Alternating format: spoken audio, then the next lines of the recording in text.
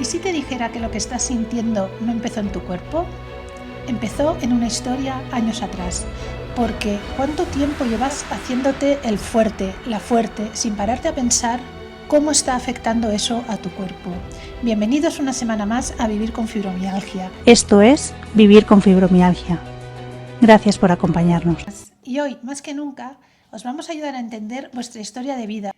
Porque hay historias que cuando suceden no duelen, pero el cuerpo no las olvida. Hoy vamos a añadir a esa olla biológica en la que ya hemos añadido la autoexigencia, el estrés mantenido a lo largo de los años, la desconexión de las emociones, un ingrediente más para ir cocinando a fuego lento, la historia de vida. Porque no es solo lo que te ha pasado, sino cómo tu cuerpo se ha adaptado a lo que te ha pasado. No existe un sistema nervioso sin historia. No existe un sistema nervioso sin una huella que le haya trazado un camino que haya afectado a su funcionamiento biológico, neurológico y psicológico. Hoy vamos a explorar cómo esos traumas psicológicos, esas heridas de la infancia nos están impactando en la vida de adulto.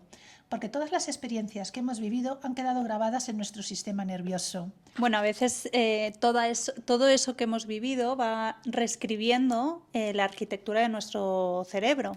Y eso es importante porque muchas veces nos pensamos que un trauma o una herida emocional es como un mal recuerdo, ¿no? No se trata de eso. No es una foto que tenemos archivada y que cuando la miramos nos provoca una reacción a algo, ¿no? Sino que es exactamente un archivo, ¿no? Que se queda en nuestro inconsciente y afecta a cómo nos dirigimos ante la vida.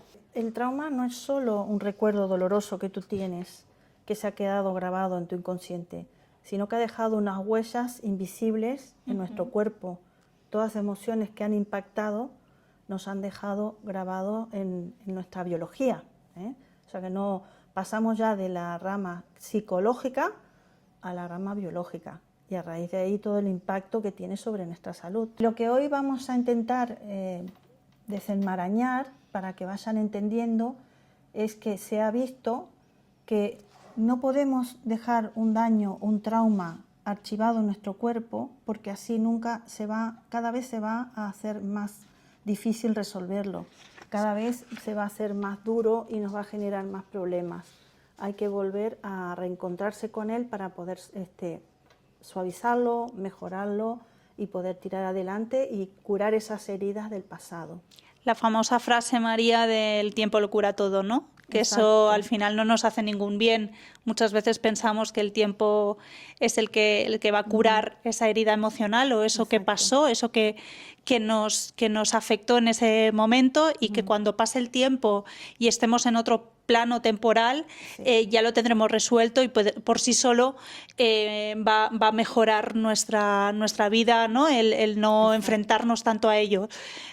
Bueno, las bases sobre neurociencia dicen totalmente lo contrario, ¿no? Que cuanto más tiempo dejemos pasar y menos cargo nos hagamos de esas heridas, más va a influenciar, sí, más va a reescribir esa arquitectura que hablábamos de nuestro cerebro, ¿no? De cómo nuestro cerebro actúa frente a esas heridas emocionales en un momento dado en el que hemos padecido sufrimiento. Exacto. Y más si pasa cuando somos pequeños. Claro, cada vez que dejamos que un trauma lo queremos archivar, en vez de curar, hace que esas heridas se empeoren.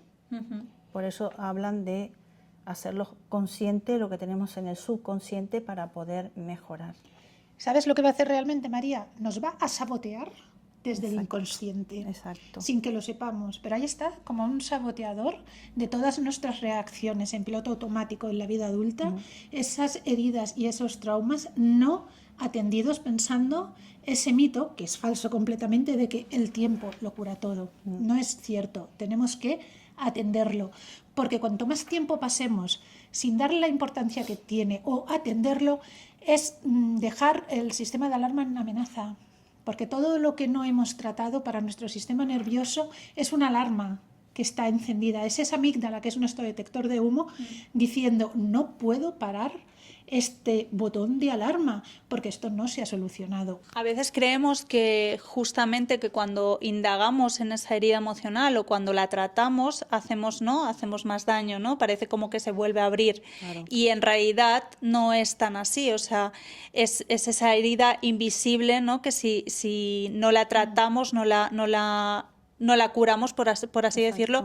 va a generar que nos afecte y a nivel neurológico y a nivel de cómo funcionamos, ¿no? Nos va a sabotear, como decía Patri, y es importante hablar de esto hoy. Hay la metáfora esta de que si la herida que sangra no duele, es que nunca se va a curar. O sea, que tenemos que, aunque sea una herida, que te duela, es la manera de poder llegar a la sanación de ese problema, ese trauma, ese desencadenante de nuestros problemas actuales de salud. Que muchas veces no estamos hablando de un trauma con fecha en el calendario, ¿vale? Estas heridas de la infancia no son siempre huracanes, guerras, incendios, a veces son caminos en silencio. Es el vivir continuamente, ¿no? En un hogar, por ejemplo, muy exigente. O un hogar que con ciertas dinámicas que nos perjudican a la larga. Quizá es unos padres ausentes porque han estado trabajando en exceso, ¿no? Porque nos querían dar una mejor calidad de vida y nosotros lo hemos identificado como culpa, ¿no? Como ese abandono, porque al final el niño siempre va a identificar que es el culpable de todo. Exacto. Y es muy difícil que el cerebro del niño entienda ciertas dinámicas que quizá... Porque ¿de dónde viene todo esto? Porque si realmente te pones a mirar, ¿no? De dónde vienen esas heridas, muchas veces vienen de eso, ¿no? De dinámicas familiares que quizá no eran hechas con maldad. Claro, porque el niño y quizás no entiende que su padre está muchas horas fuera de casa porque está trabajando para traer el sustento. Él lo ve como un abandono. Para el niño se siente abandonado, se siente poco cuidado y genera esa herida. Y el sentimiento no es...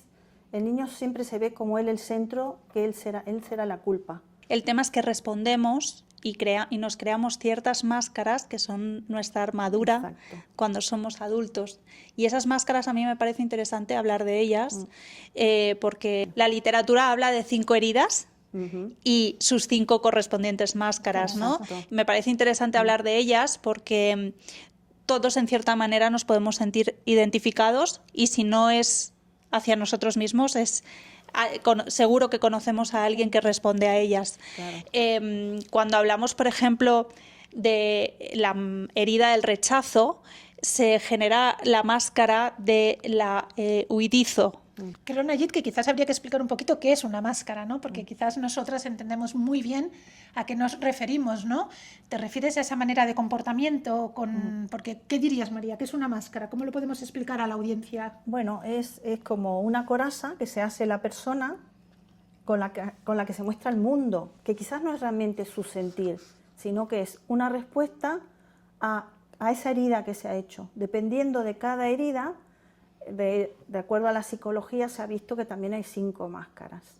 Sí, las voy a mencionar más que nada para que queden aquí como que se pueda visualizar, ¿no? Y sea informativo, pero sí que la herida de rechazo puede generar en una persona aislamiento, siente que no merece amor y es una persona que huye de ese contacto, ¿no?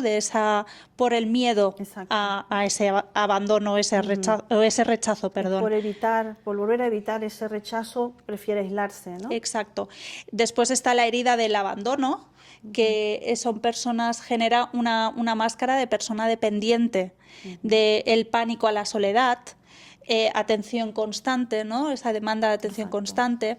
Después está la herida de... O queriendo satisfacer continuamente para que no lo abandonen. Y después está la herida de la humillación, que es esa persona que tiende a ese comportamiento, ¿no? Que desde fuera lo percibimos como una persona masoquista, ¿no? Que es esa vulnerabilidad, esa carga de culpas ajenas, que parece como que es esa sensibilidad de que todo es mi culpa y cualquier comentario, cualquier cosa, cualquier acto que haga la otra persona, yo la voy a recibir como como una culpa, como Exacto. ¿qué estoy haciendo yo mal? O se siente, exacto, se identifica aunque no sea dirigido hacia él.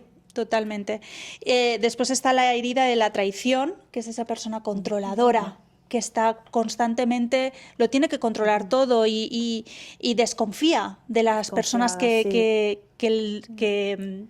Sí, después tienen problemas, relaciones de pareja, normalmente este tipo de, porque quieren controlar continuamente. Son celosos, celosos, perfeccionistas. Exacto. Sí. Y por último, la herida de la injusticia. Son personas muy rígidas que tienen cierto bloqueo emocional. Todo esto son al final armaduras y paradójicamente la máscara que te salvó de niño hoy quizá es la armadura que hoy te asfixia, te quita el aire, no te deja respirar y sobrevivir bien, ¿no? Es una paradoja. Hay una metáfora del buzo que es muy clara. Sí, una persona que después de 20 años va por el desierto caminando con un equipo de buzo cargado, asfixiado, y no se lo quita porque hace 20 años se estuvo por ahogar en el océano. Entonces esto es como... Qué gráfico, ¿eh? Es Sí. muy claro de ver esta sensación de la máscara. Una máscara que en su momento te sirvió para sobrevivir y que actualmente lo único que te está es dificultando tus relaciones y tu sociabilización en tu nuevo entorno y en tu nueva etapa de vida, en la etapa de vida adulta. O sea que necesitamos quitar ese equipamiento de buzo. Esa mochila. Necesitamos conectar con lo que ha pasado, ¿no? Qué duro pensar, ¿no? Que desde que nacemos, ya desde la infancia, estamos expuestos a la humillación, al abandono, a la traición, a la injusticia y al rechazo. ¿Cómo somos los seres humanos ya? ¿Qué cosas? Somos vulnerables. Sí, exacto. Y es lo que hablábamos, que tú como en tu cerebro de niño, tú no manipulas que esto se te haga una herida. Es la genética, tu biología, tu psicología te lleva a que se te haga una herida frente a cosas, actitudes, ya sea a nivel de familia, a nivel de tus padres, a nivel del colegio, que te hagan generar este tipo de heridas. Pensar que nuestra forma de ser no es otra cosa que nuestra mente y nuestro cuerpo adaptándose para protegernos, para poder seguir tirando adelante con estrategias de supervivencia, como ese traje de buzo, cuando un día estás a punto de ahogarte, Exacto. que necesitas, que fueron útiles en su momento, pero que se han quedado ahí ancladas. Y es eso lo importante, que conectemos con esas estrategias que en su día fueron necesarias, pero que hoy en día, como dice Nayit, nos están quitando el aire.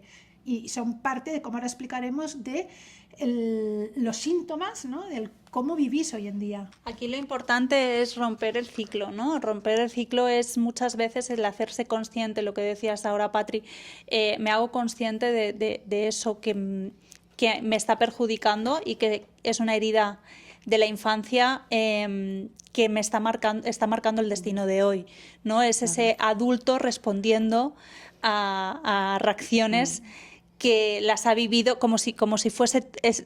Hay una teoría que es bonita de explicar, que es ese secuestro del niño interior. Y ahí es cuando... Antes de meternos con el niño interior, quería presentarlo. Carl Jung, ¿no? Fue el que nos empezó a hablar que dentro de cada uno de nosotros hay un niño interior que reacciona, no como el adulto que somos, sino como el niño de 5 años que aprendió en su momento a reaccionar. ¿Vale? Por eso solo quería aclarar esto. Explícalo, Patri. Ese niño interior que llevamos todo dentro, como dice Carl Jung, reacciona como aprendió a hacerlo en un momento en que la única manera de sostener lo que estaba pasando pues era adoptando esas estrategias. ¿Y cómo lo podemos identificar esto? ¿No? Porque a veces es difícil decir, vale, ¿qué está pasando? Pues muchas veces es una reacción desproporcionada ante un conflicto menor. Exacto. Es ese niño interior gritando auxilio al adulto de hoy. Y eso a veces, ¿no? Nos damos cuenta de, uy, ¿esto de dónde viene? Porque de repente he reaccionado ante un conflicto menor. Exacto. he reaccionado de una forma que yo misma no me esperaba. Has reaccionado a un comentario de tu jefe como si te estuvieran, no sé, abofeteando, exacto, ¿no? agrediendo, Sí, ¿no? sí. Desproporcionadamente. Hasta tú mismo dices, perdón. ¿Cómo he reaccionado de esta manera tan desproporcionada frente a un estímulo que en realidad no era tan importante? Es que sale ese niño cuando no hemos podido controlarlo. Porque estamos poniendo el dedo en la llaga, que se llama, ¿no? Reabriendo esa herida, ¿no? A lo mejor de humillación que está ahí dentro, y ese comentario, simplemente el que contesta no soy yo, es mi niño interior herido. Porque es como decimos, que no son las cosas que nos dicen, sino cómo las interpretamos nosotros. El mundo es según el punto de vista, con el objetivo que tú lo veas. Totalmente, esa memoria, ¿no? Esa memoria intrínseca de lo que hemos vivido y cómo va el ciclo, cómo funciona. Pues es un estímulo que nos recuerda que ese sistema nervioso se activa y ahí aparece la reacción. Esa reacción hace que es esa autoprofecía cumplida, ¿no? Exacto. Llego a ser esa persona que ha ido marcando mi inconsciente por ese trauma emocional, ¿no? Que le llamamos trauma, pero es esa memoria de conflicto emocional que yo lo he vivido como una agresión, y es interesante, ¿no? Detectarlo y es hacerlo consciente, lo que decíamos, ¿no? Es importante hacer consciente para romper ese ciclo, que más adelante hablaremos de qué importante es el romper ese ciclo. Y cuando hablas de esa memoria, tenemos que pensar que tenemos una memoria en el cerebro que sería la memoria explícita, los recuerdos de esos traumas directamente. Y el cuerpo guarda las memorias implícitas, que es todo lo vivido y lo sentido, y que es lo que ha degenerado en síntomas como, por ejemplo, fibromialgia, que es el tema que nosotros nos Qué interesante, referimos, María. En el dolor, en la fatiga, en alteraciones del sueño, niebla mental. Entonces está implícito, todo lo que hemos en memoria explícita del cerebro se ha reflejado en nuestro cuerpo. Entonces, para que se entienda, los traumas, lo vivido, no son un recuerdo borroso que queda ahí y ya está, son verdaderas heridas atrapadas en el cuerpo, como tú estás diciendo, en esa memoria implícita del cuerpo. ¿Y en qué se van a convertir esas heridas? En piedras que te vas cargando en la mochila del sistema nervioso. Exacto. ¿Vale? Cuando tenés el sistema nervioso secuestrado frente a mínimos estímulos cotidianos, tú los ves como una amenaza de muerte. Y quería explicar el otro día en uno de los talleres que una de las asistentes nos comentaba que ella, frente a cualquier mínimo estímulo, ella está así, está pegando botes, o sea, está como que estuviera en una guerra. Tiene la alarma totalmente descalibrada. Como que está en una guerra y que le están cayendo bombas al lado. Y quizás que alguien levantó la voz, que alguien pegó un golpe en la puerta un poco más fuerte, pero ella se sobresalta de una manera que también ese mismo sobresalto está haciendo una descarga emocional, una descarga de neurotransmisores, una descarga de cortisol, adrenalina, que están afectando su cuerpo. Entonces es eso, el hacernos consciente de que esa amenaza tan grave no existe para poder Entonces calmarte. aquí lo bueno es que ya se ha empezado a hacer consciente, ¿no? A raíz de hablar, supongo que de estos temas, ha sido desde el conocimiento, se ha hecho consciente de que eso le pasa, ¿no? Y a partir de ahí es más fácil romper ese ciclo. Ese comportamiento es un grito de auxilio de su sistema nervioso diciendo, hey, es algo, esto me recuerda, ¿no? Y me tengo que hacer cargo de... Es esa piedra en la mochila que está dirigiendo nuestra vida, ese piloto automático de reacciones que no controlamos, porque nos pensamos que queremos pensar y nos engañamos pensando, valga esto como trabalenguas, que todo viene de decisiones conscientes, cuando realmente son un 10% lo que esas decisiones conscientes pueden influir en lo que hacemos, pero... Imaginaros, para entenderlo, un iceberg, ¿no? Lo que se ve por fuera sería ese 10% de decisiones conscientes, pero por debajo del agua hay un mundo enorme que lo controla todo. ¿Cómo has vivido desde pequeña las autoexigencias, las responsabilidades, los miedos? ¿Qué más añadirías? Todo ese mundo debajo del agua es el que realmente está dirigiendo cómo tú reaccionas. Podríamos decir entonces que si no nos hacemos conscientes, no somos quien dirigimos nuestra vida, que quien dirige nuestra vida es el copiloto, que es ese cuerpo, ¿no? Con esas memorias, esos recuerdos, esas creencias de que tanto hemos hablado, que es el que va conduciendo, no eres tú. Exacto. Volvemos a que siempre nos dejamos llevar por el automatismo sin estar conscientes de lo que vamos haciendo y lo que vamos sintiendo o pensando. A ver si soy capaz de decir la frase de Carl Jung. Hasta que el subconsciente no se haga consciente, dirigirá tu vida y tú lo llamarás destino. Exactamente. Me encanta. Es que es tal cual, viene muy apropiada hoy para hablar, ¿no? De esas heridas que sabotean y nos dirigen la vida.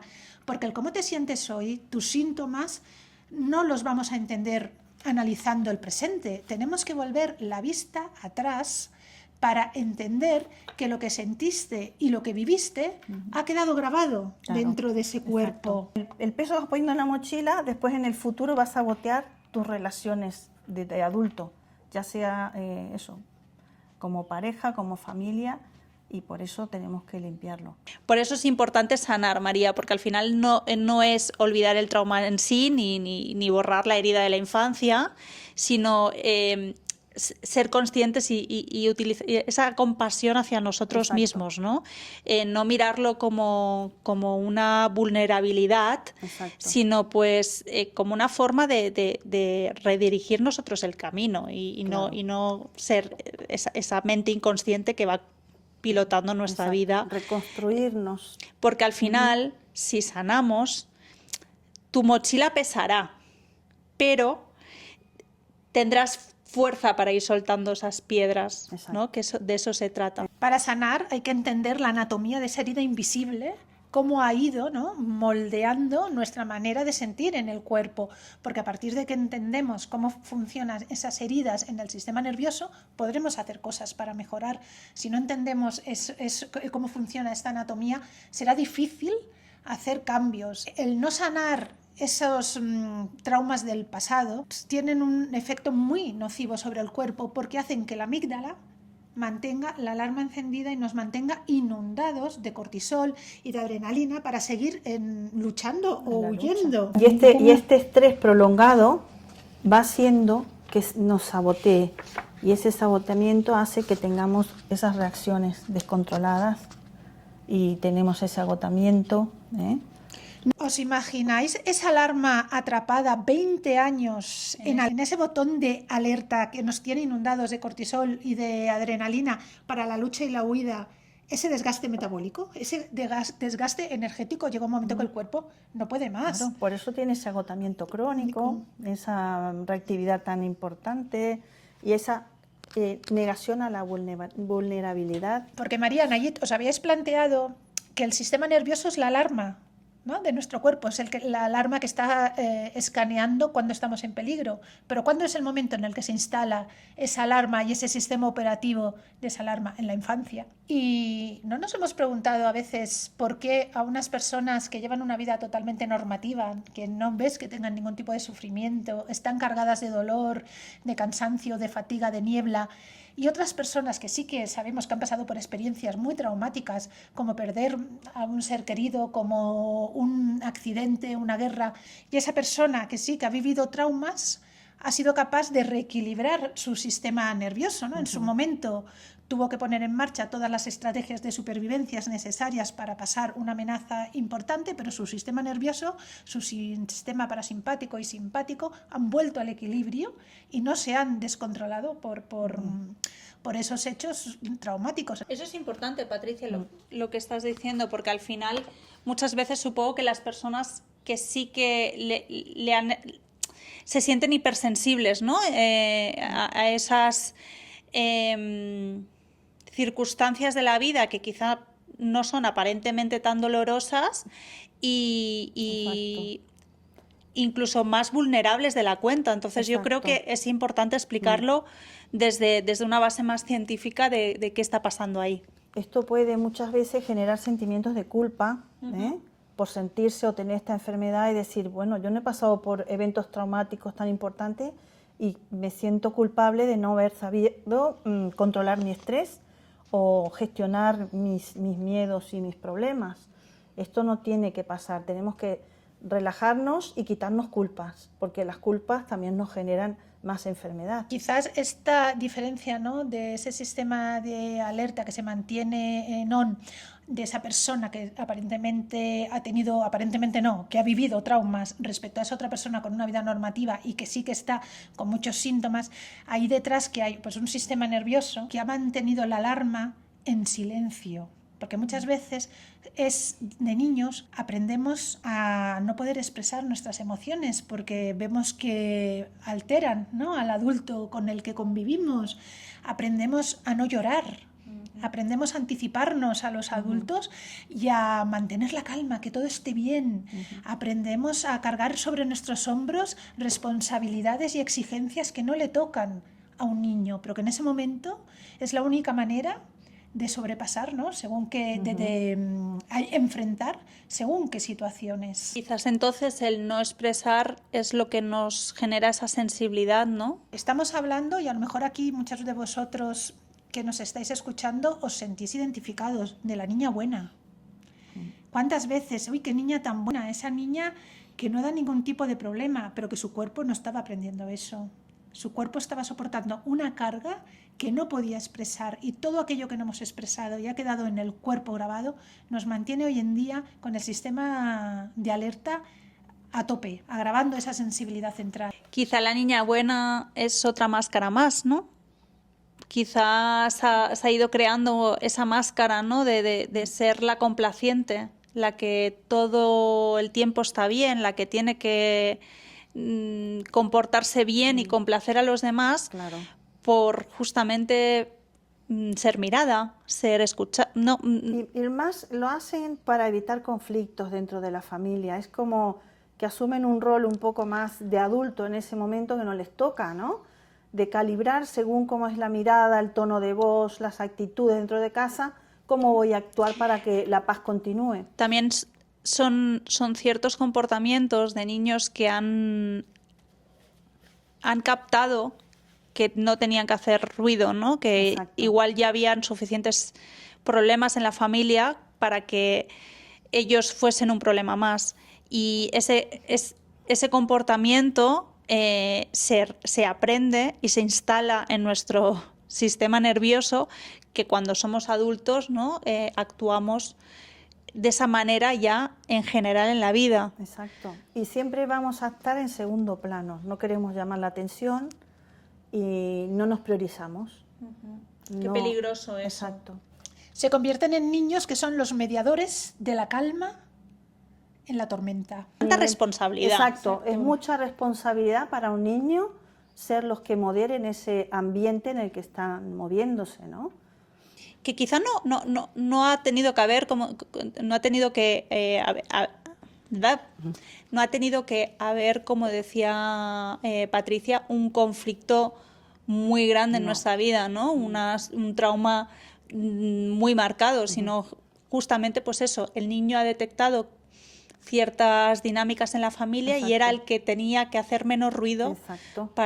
Y también lo que tenemos que quitarle hierro y culpas también es a los cuidadores, a los padres, que cada uno lo ha hecho lo mejor que pudo.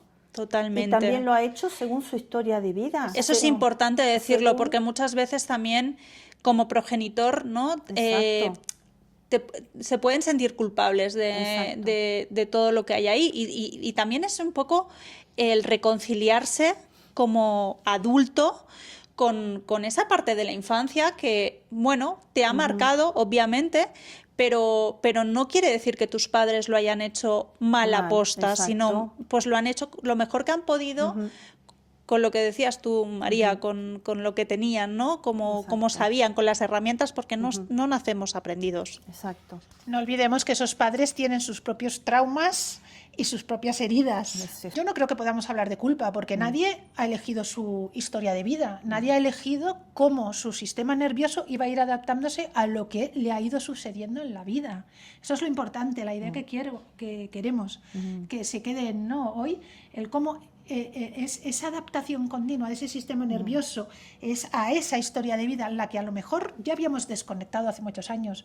A lo mejor hoy estamos removiendo cosas que no se querían remover, pero es que es muy importante que entiendan que hay que sanar lo anterior para poder entender cómo funciona nuestro cuerpo y cómo mejorar, porque si no lo hacemos será muy difícil introducir cambios en ese sistema nervioso para poder darle el mensaje de calma, de la guerra ya acabó.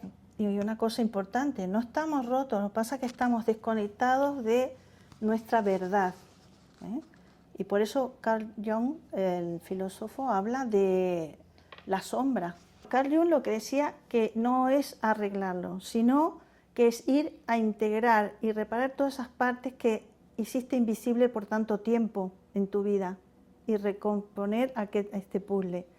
Y habla mucho de que tenemos muchas partes nuestras que están en la sombra, cosas que queremos, eso que está en la sombra, ¿qué vendría a ser?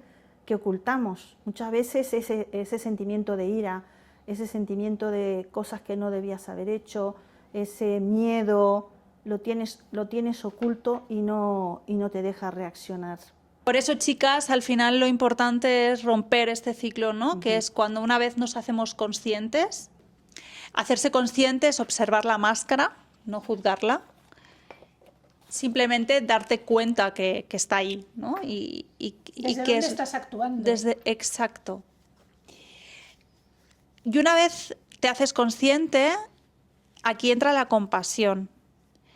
Es rescatar a ese niño, rescatarlo de esa herida de la infancia y darle la seguridad que ese niño no tenía en ese momento, pero desde el momento actual, ya no estoy ahí, ya no estoy en ese peligro, ya no estoy viviendo lo que estaba viviendo de niño, ¿no? Porque muchas veces, como hablábamos, actúa el adulto con el sistema nervioso del niño. Entonces, ahí es donde viene un poco toda esa herida emocional expresándose.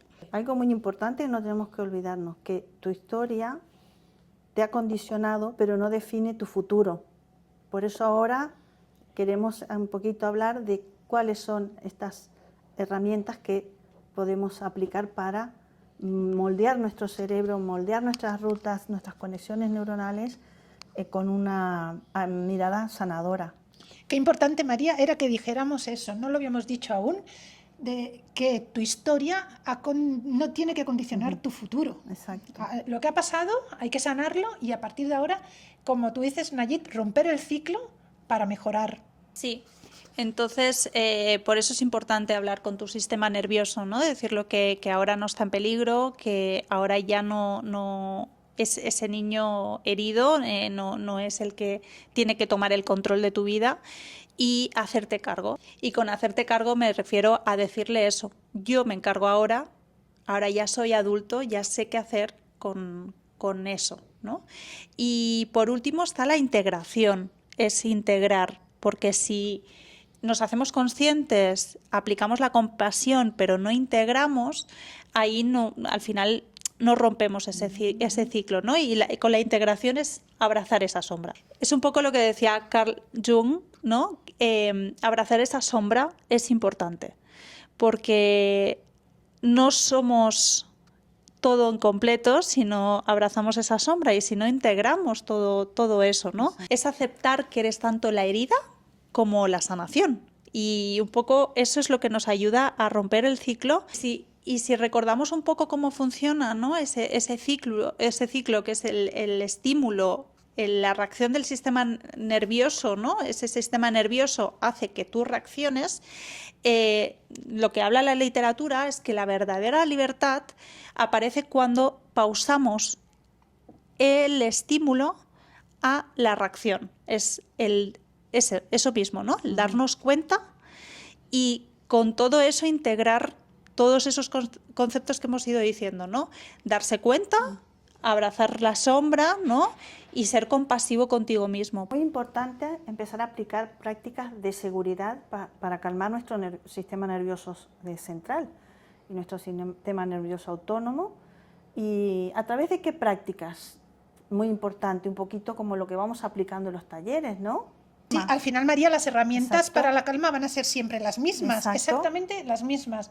Igual que todos esos ingredientes al final lo que hacen es lo mismo, ¿no? Es alterar ese Exacto. sistema nervioso y dejar la alarma encendida durante años. Es muy importante, la fundamental es el conocimiento, ¿no?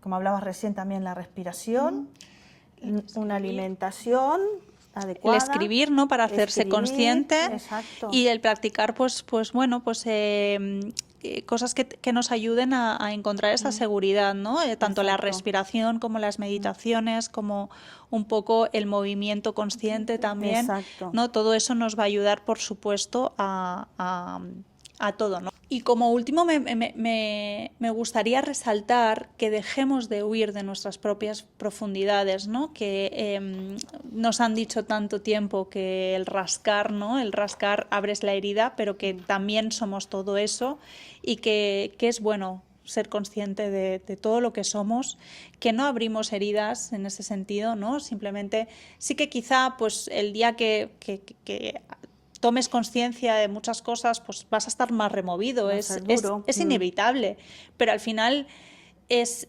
importante también sanar todo eso para que tu sistema nervioso aprenda a sentir seguridad. Sobre todo, tener en cuenta que esto no lo tenéis que enfrentar solos o solas.